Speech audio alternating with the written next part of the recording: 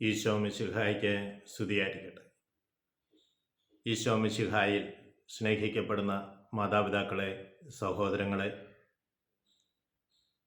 നാം നമ്മളെ തന്നെ വിശദീകരിച്ചുകൊണ്ടിരിക്കുന്ന കാലഘട്ടമാണല്ലോ ഇത്.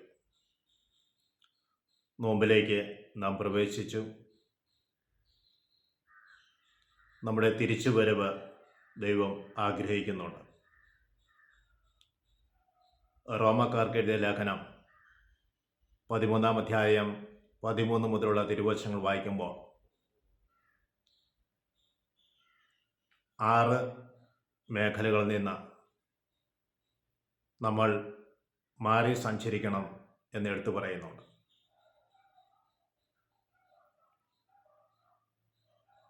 അവിടെ ഇങ്ങനെ പറഞ്ഞു തുടങ്ങുന്നു: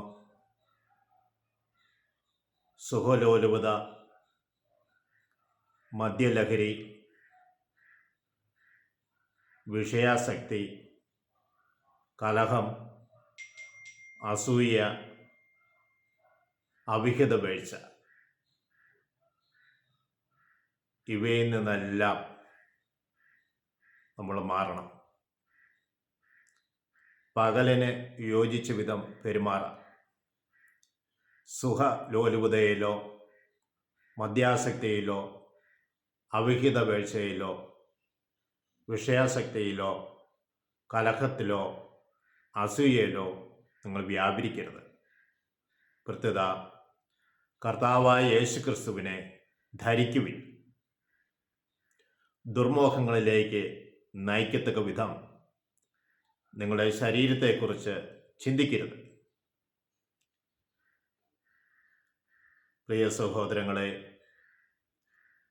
നമ്മൾക്ക് ദൈവവചനം സ്വീകരിച്ച് നമ്മൾക്ക് മുന്നേറാം. ഈശോ നമ്മളേവരെയും അനുഗ്രഹിക്കണമേ എന്ന് പ്രാർത്ഥിക്കുന്നു. പരിശുദ്ധ അമ്മയുടെ മധ്യസ്ഥം വഹിക്കുന്നു. അമ്മയെ ഞങ്ങൾക്ക് വേണ്ടി, ഞങ്ങളുടെ കുടുംബാംഗങ്ങളെ മധ്യസ്ഥം വഹിക്കണം. പിതാവും പുത്രനും പരിശുദ്ധാത്മാവിനും സ്തുതി. ഈശോ മിശിഹായ്ക്ക് സ്തുതിയായിരിക്കും.